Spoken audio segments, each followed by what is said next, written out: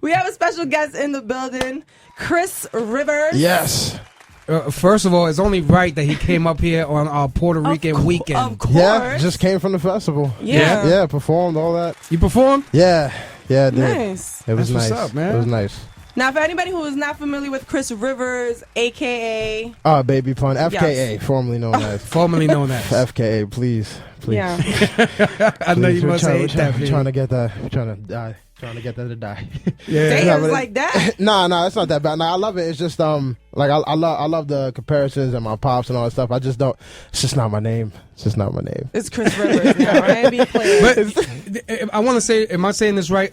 I think years ago, didn't you put out a record with Benzino's son or something like that? Or Oh was man, something? yeah. Wow. I had to be like. That's when I was baby. But I was like 8 years old, 10 years old. Like that was before puberty. So it was. Right. It was a wow. Yeah, I kind of saw. It was like a video with a bus, some school bus thing or something like that. Hey man, Was might it- have been a bus or two. Yeah. Yeah. I know you don't want to revisit that, but I think that's where a lot of people got that from. No, You know what I'm saying? I'm all for visiting. I got no shame and stuff. It's just that's not my name now, so I don't Right. even call that now. But yeah, no, definitely that was that was a while ago. Yeah, that was when I was part of a group called 3 Down. It was me, Benzino's son. His name was Lil Ray Ray, and the other kid named Lil James. There you go. Yeah. Wait, and you said you was 8? I had to be between like 8 and like 11. Wow. That's do. great. My Chris goodness. Rivers, man. Let everybody Yes. know what that stands for. Chris Rivers. Well, my actual name is Christopher Lee Reels Jr., but Reels is just Rivers in Spanish. So I was trying to figure out like what I'm going to change my name to, and I was like, damn, like, you know what I'm saying, like Dr. Love is already taken, shit like that. So like I was really like, what's me? Like I want to give the people me. So like I'm like, you know what? My real name, which, you know, Chris Rivers is still my real name. Just Rivers is Reels in, you know, English. So it's Right. it's a little spicier. You flipped it, yeah. Yeah, flipped it. You know what I'm saying? It's still you know, it's still me, just with a little spice. And Rivers is easier to rhyme with than Reels, so it's like it works. And how old are you now? 19 19. and Fresh. a half. So And a half. He's yeah, counting it, y'all. yeah. I'm not. The thing I'm going to put this out there. One thing that the audience does not know is Fifth is the king of looking at who's next on the internet. I got something to tell you, but finish the story. Yeah, Yeah. He is the king. When I say, yo, this kid, I remember Fifth years ago telling me about Meek Mills. And I was like, what are you doing? And he's like, nah, I just like seeing how they rapping that whole raw shit and they battling each other and all Yeah. that. So I said, he's like, yo, come to the office. So I walked in the office. He puts on one of your videos. You were rapping, freestyling. Yeah. And I was like, oh shit. He's like, yo, it's crazy, B. He sounds like his father. Like, you know what I mean?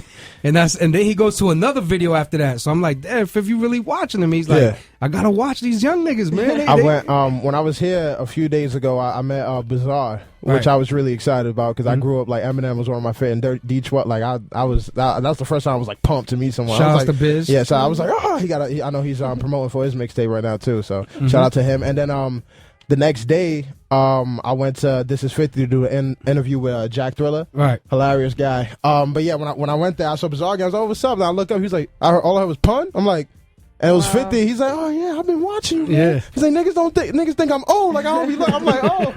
I'm like, no, 50. You're young. You know what I'm saying? Yo, but then yeah, like he said he was watching me, so it was dope. Like to see that, but I could definitely see like he's checking because like you know what I'm saying I'm not even like superstar. He know like he knew of me. You know what I'm saying? He knows. Right. So like it's definitely No, a he dope knows. feeling. He Yeah, knows. definitely Trust dope me. feeling. He's So- watching you out there. Yeah, that's what he said. That's Yeah. what he I have a said. question. For the past 3 years that you say you've been taking this seriously, right? Yes. What's been the response from like the older MCs? Like you already said, like Fifth is watching you. Have you felt the pressure of people like, oh shit, this is Pun's son. He's coming out now. Have like you know? And he's nice. And Oh. he's nice. It's not like they're giving you a pass because of your pops. Like you Yeah. really right.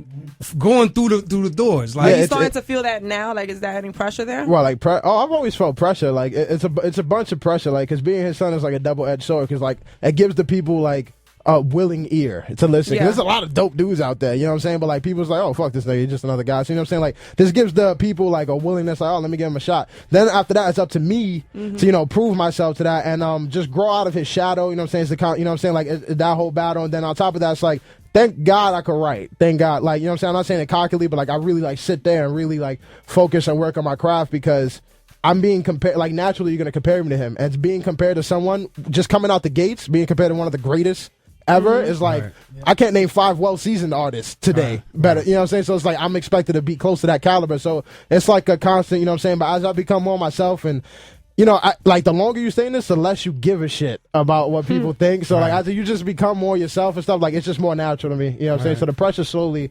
alleviating. Okay. You know what I'm saying? So, but I definitely feel it. But I get a lot of love from, like, you know what I'm saying, like older cats that knew my father. Like, they do like little stories in there and stuff like that. And it's definitely dope to see because I never really got to know him that well. So, like, just hearing stories and stuff and, like, hearing little comparisons is dope. It's dope. I love his music, but when he performed with other artists, like John Blaze, I thought he destroyed that. He always, you know, his whole mentality, so I hear, his whole mentality was like, you can be my best friend, but if you got on a track with me, I want to kill you. Right. You know what I mean? And I feel like even when I get on tracks with artists, like I feel like no matter how much I respect, like Eminem is my favorite ever. So, you know, just, you know, if he's listening, he'll do a song with me. But like I'm gonna try my hardest. You know what I mean? Because it's like one of those things. It's just like it's an unspoken battle. You know what I mean? Like it's an unspoken. You know what I'm saying? Because you're both side by side. So and he just wanted to take niggas' heads off. So like when he did collabs, it was just like all out. You know, when your father passed away, you was young. You was about 6 years old. And you know, now as you grow up, you hear a lot of stories about your dad, and you hear from a lot of people. But what are some fond memories that you have of your father? Actually, right before he died. He had like when we went to I grew up like in when he was alive we went to like we was in hotels a lot or in the studio constantly, so this was cool. Like right the day before he died, he was like so exuberant, like he was really like as if he knew he was gonna die. He just wanted to spend time with everybody. He called his sister, told him to fly out his nieces and nephews, and like since he was who he was, we could get in the pool like anytime, like in a hotel. Like that's on a video. That's in a documentary. Like, that's in the doc. So yeah, that was one of fun. Like he was so like nice and free spirited. Like that night, like it was really like got to see like that was one of my fondest memories. It's probably the most vivid one because that's the last time I really saw him. You know what I mean? So it was I saw him that morning that we left, but we left to school. But I didn't really get. He was knocked out. So I saw an interview this week with True and Peter Rosenberg, and it was kind of crazy. He said, "Yo, you know, my mom sat us down, and she said, your father passed away,' and I just burst out laughing." Yeah. No, he was a jokester. He was a jokester and a half. So yeah, he would do a whole bunch of crazy jokes and pranks. So it was just like you never knew what was next. Right. So when they told me that, I was just like, he's like in the stove, like he's gonna pop out with a BB gun and shoot me. You know what I mean? Like, you know what I'm saying? But like everyone else is like bawling in tears, and you know the reality sinks in. So it's just like, okay, cool. Not cool, but like... No, he was a prankster, though. I've never found a rapper. And it's funny you bring that up, because people are like, oh, he must have found his pop's rapper. Like, no, motherfucker, like... You know what I'm saying? Like, it's different. But once you started rapping, I would have been looking all in the attic. I would have been looking everywhere for it. Just I never had that, like, sense of entitlement. Like, well, that's not a sense of entitlement, but I don't have that either. Like, I don't think I deserve just because of his accomplishments that I deserve anything special. And then on top of that, like, I don't want to be the next him or even... And I sound like him naturally. That's just the way I write, but I'm not trying. You know what I mean? Like, it's not my motive to be like, I gotta be the next one. Like, it's not my thing. I want to be the first Chris Rivers. You know what I'm saying? The first one. That's what's up. I mean, that's definitely that's definitely ill. But I mean, can you see where people are like, what? Why wouldn't you want to be like, I see that over? I see it. But like, when you take pride in something, anyone that takes pride in like their craft doesn't. They want to feel a sense of uniqueness, and no one is truly unique in what they do. I'm sorry. Like, there's 6 billion people on the planet. Someone's gonna look like you, sound like you, smell like you, but and entirely like there's something. Maybe not one specific thing about you is unique, but as a whole, you can be unique. Right. You know, maybe someone has my same gap, which is highly unlikely, but you know what I'm saying? But maybe they don't have my same cheekbones. You get what I mean? It's a stupid analogy, but you get what I mean? So, like, with the music, like, everyone wants to have this sort of uniqueness, and, like, there's so much already comparisons to my father, so I get, like, he's one of a legend. It's an honor to be compared to him, but at the same time, growing up my whole life, like, in his shadow, like, being viewed as somebody's son, and not as a person, like, just being viewed, you're That's somebody's son. Anyway. You know what I'm saying? You develop a sort of a complex. Like, I want a complex because you kind of want to be. I definitely want to be my own person. I want to be viewed as like, I want someone to be like, oh, that's Chris, not somebody's son. Well, it's Latin pride too, bro. Yeah, our Latin pride is too strong. Yeah, like, man. You know what I'm saying? We're proud and shit. So you know what I'm saying? I want to be my own man. You know what I'm saying? I don't think people should be mad at me. I just want. You know what I'm saying? Like, how can you be like, oh, he wants to be himself? Fuck that kid. You know what I mean? It's like, come on, son. Like, you know, so I get what they mean, but you know what I'm saying? I just want them to understand me as well. You know what I mean? Like. Yeah, so let's talk about your current projects. Brand new mixtape, Yeah. What's the movement? Just their dropped movement? it. Dragons up movement. Be the movement. Be a dragon. But yeah, the mixtape. It's Wonderland. It's called Wonderland of Misery, and it's on datpiff.com for free download. Free download. Free download. So it's dope. It's free fire. Okay. Who doesn't want free? Is fire? that the one Styles P's on? The Yeah, record? he's on 3 songs, I believe. I did 4. Wow. Yeah, he's on 3 songs on there. So Enjoy the Atmosphere, War Room, and Ready to Die. Those are the 3. So how was that collabo? How did that happen? You How and that Styles happened? P? Yeah. Similar circles. You know what I'm saying? We moved in similar circles, and one day we just met up, and he's really like he showed a lot of love. You know, he's always spitting like veteran knowledge to me and like letting me know like.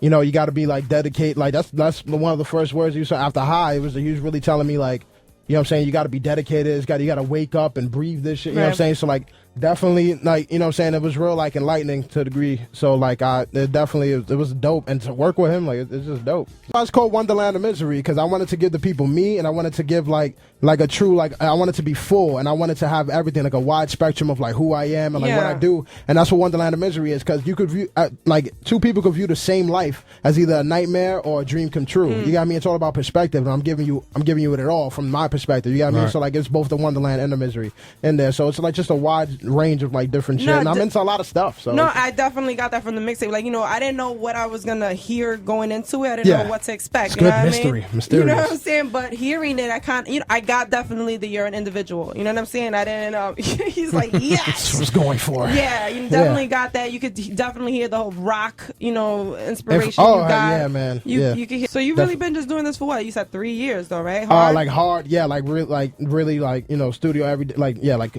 about 3 years, like 2.5 to 3 years, like about 16, 17 years old. He's still new to it. Yeah, I'm still I'm the youngin. You know, I'm still learning. I'm still learning all the ropes and stuff. You know what I mean? Absolutely. Yeah. So what the goal with this tape is just to get this one out, let people start talking about you. Yeah, to get Chris Rivers to the world. You know what I'm saying? That's, you know what I'm saying? I really try to show like the last track on there is real like I thought it was a strong way to end it. It's called On Me. And I don't know if yeah, probably didn't the whole mixtape yet, but it's real strong. The album is a real like emotional one for me, and I just put everything out there. And like I wanted people to like get me from the mixtape, and like it was like an introduction of me, and I got that mixtape. I probably come out with the other one before I dropped the album. I already have the album like in thoughts. It's called Perfection in Progress. Like the shit is really it's gonna be dope. But like I'm really giving the people like I really want to develop that huge fan base. You know what I'm saying? Like I really get the people to love me, and then you know what I'm saying, just really do that. So that's what this was for. It was like the intro to me. So you know what I mean.